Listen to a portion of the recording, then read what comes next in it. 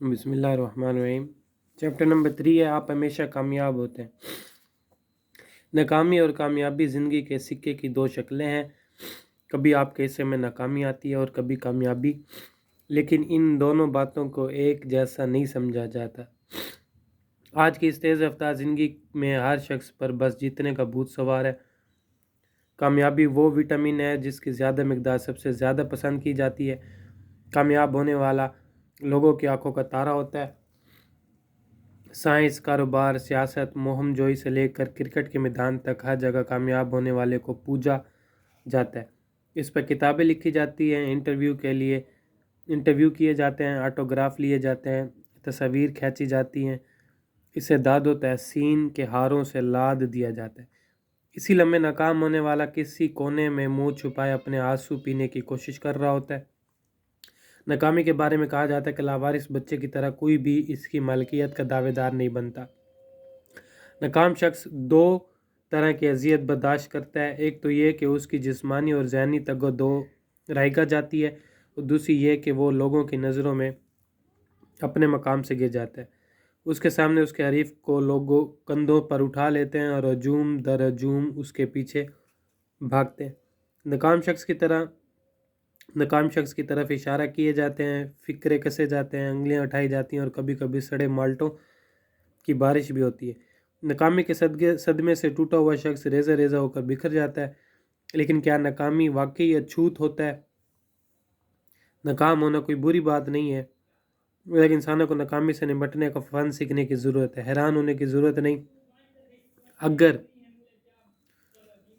اگر آپ یہ بات مان چکے ہیں کہ دنیا کا کوئی بھی شخص ہمیشہ کامیاب نہیں ہوتا، تو اس کا مطلب یہ ہے کہ آپ بھی کبھی نہ کبھی ناکام ضرور ہوں گے۔ اگر آپ نے اپنی زندگی میں ناکامی کی گنجائش نہ رکھی تو ناکام ہونے کی صورت میں آپ بالکل ٹوٹ پھوٹ جائیں گے۔ ویسے بھی ناکامی اتنی نفرت انگیز شے نہیں ہے۔ ناکامی کوئی وجود نہیں رکھتی۔ دنیا کے عظیم ترین سائنسدان آئنسٹائن نے مسکراتے ہوئے کہا تھا، ناکامی سے مراد یہ لی جاتی ہے کہ کوئی کام نہیں ہوا۔ حالانکہ منطقی اعتبار سے یہ بات غلط ہے۔ ناکامی میں کام ضرور ہوتا ہے، لیکن وہ ایک خاص شرط سے ہوتا ہے۔ مثلاً اگر کسی امتحان میں پاس ہونے کے لیے 50% نمبر لینا ضروری ہے، تو 10%، 20% یا 45% نمبر لینے والے طالب علم نے کچھ نہ کچھ حاصل ضرور کی ہے۔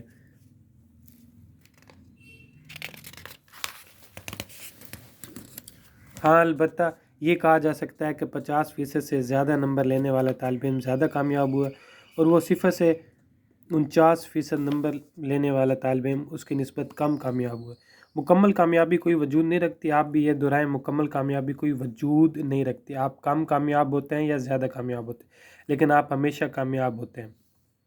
امریکہ کے صدر جارج واشنگٹن نے کہا تھا، ناکامی وہ راستہ ہے جس سے اگلی بار آپ بچ کر آپ کامیابی کے دروازے پر دستک دے سکتے ہیں۔ اگر آپ ناکامی کے راستے سے گزریں گے نہیں تو اس سے بچے کیسے سکیں گے؟ شاید یہی بات دنیا کے عظیم ترین موجد ایڈیسن کی سمجھ میں آ گئی تھی۔ ایڈیسن نے بلب ایجاد کرنے کے لیے 9,999 تجربات کیے تھے۔ جب وہ اپنے 10,000واں تجربہ کرنے لگا تو اس کے اسسٹنٹ نے سوجی ہوئی آنکھوں سے اس کی طرف دیکھا اور ٹوٹے ہوئے لہجے میں بولا، سر، آپ کوئی امید نہیں ہے، ہم ناکام ہو چکے ہیں۔ نہیں، تم غلط سمجھے ہو۔ سن ہوتے ہوئے اعصاب کے باوجود ایڈیسن کے ہونٹوں پر مسکراہٹ دوڑ گئی۔